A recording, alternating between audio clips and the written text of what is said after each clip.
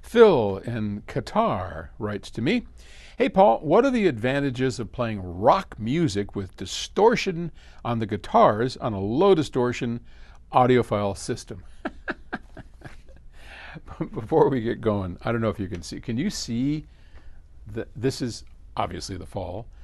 Can you see the trees out there? It is such a pretty time of year here in Colorado. Terry and I drove up on the Intermountain Highway, and oh gosh, just a blaze of colors. I'm sure it's not quite as cool as New England, but up here in the mountains, the aspens turn this amazing colors, and it's really cool to see. Okay, well, ostensibly, a low distortion amplifier, or let's instead of just using distortion, I get where you're going because there's something that is not making sense.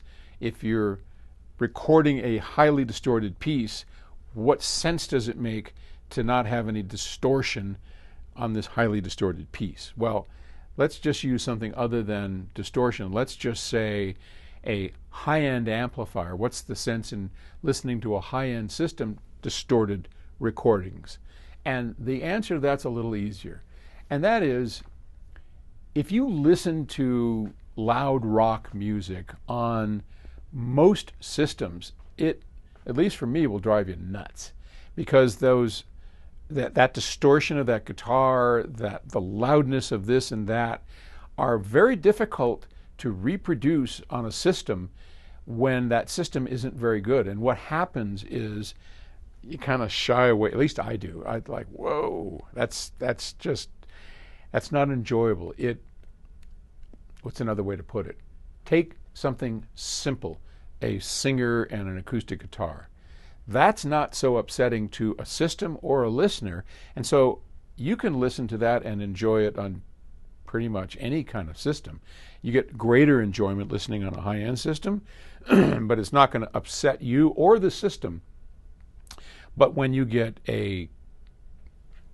something with a lot of frequency response and a lot of harmonics and a lot of volume, everything from a loud classical piece to a distorted rock guitar, any of that is going to set the system, if it's not designed properly, on fire. It's going to upset the balance of the system, and it can sound flat, two-dimensional, bright, hard, harsh.